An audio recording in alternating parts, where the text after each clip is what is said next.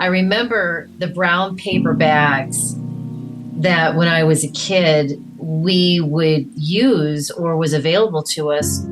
I didn't use them, but I remember seeing them in school when kids were upset.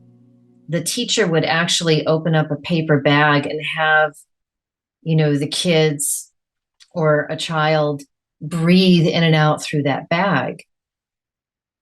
We've come a long way since then.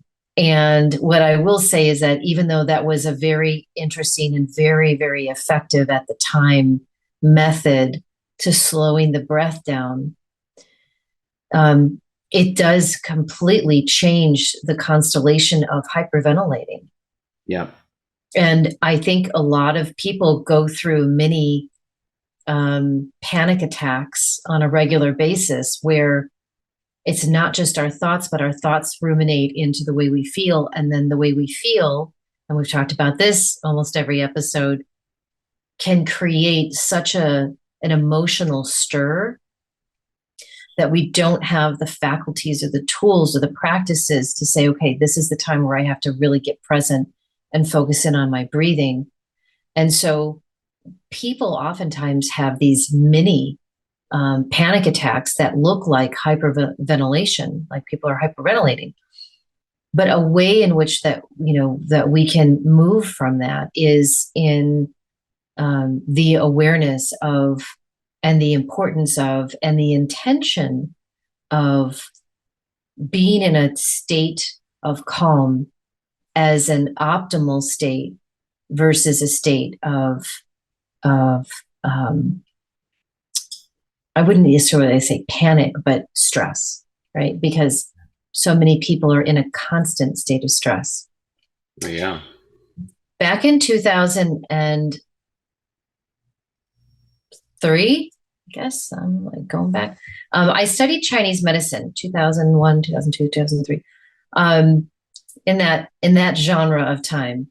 And one of the things that I learned in the study and the practice of Chinese medicine and the history of Buddhism and Taoism and all this amazing history is something called the Qigong breath, the Qigong breathing. I'm sure many of you have heard of Qigong. It's one of the martial arts.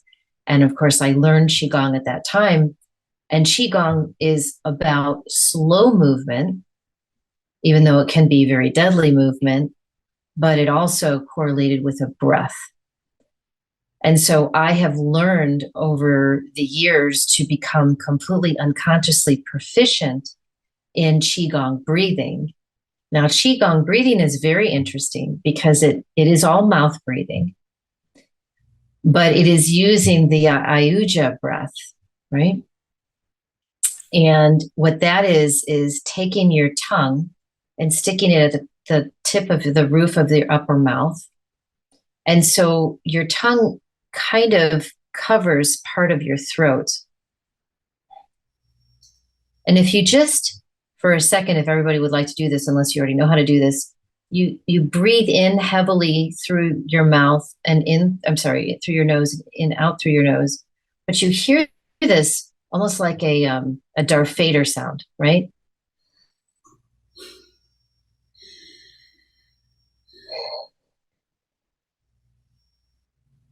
If you can hear that, it's really interesting that what's going on there by literally putting your tongue almost to partially the roof of your mouth, you're slowing down the airways, the air passage for your breath to then become slower. Not that you're getting less breath, but you're actually getting a breath slower. So you're expanding your lung capacity.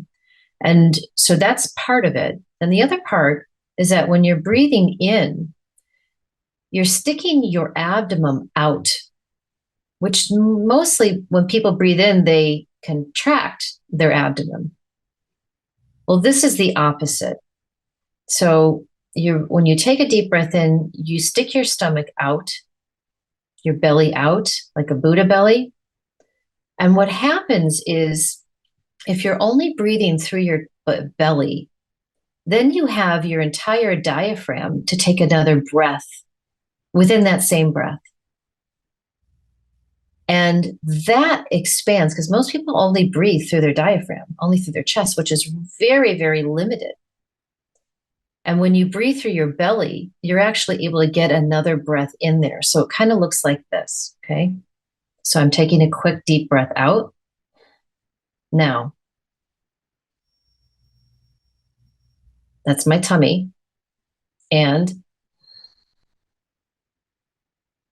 that's my chest. So I just expanded.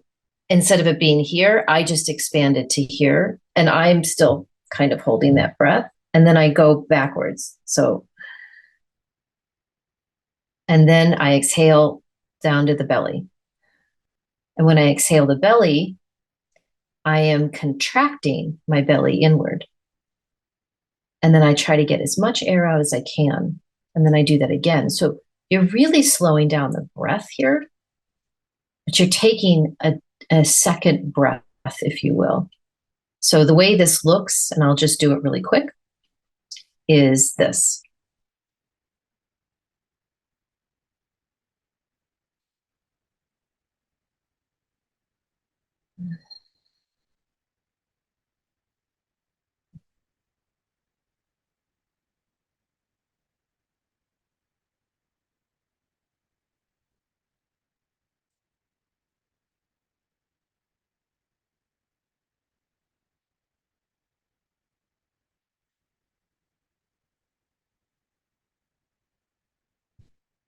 And I'll do that 3 times. And I feel lighter. I feel calm. I feel present. I feel more clarity. I do have a tingling sensation in my extremities. I feel a warming sensation in my throat.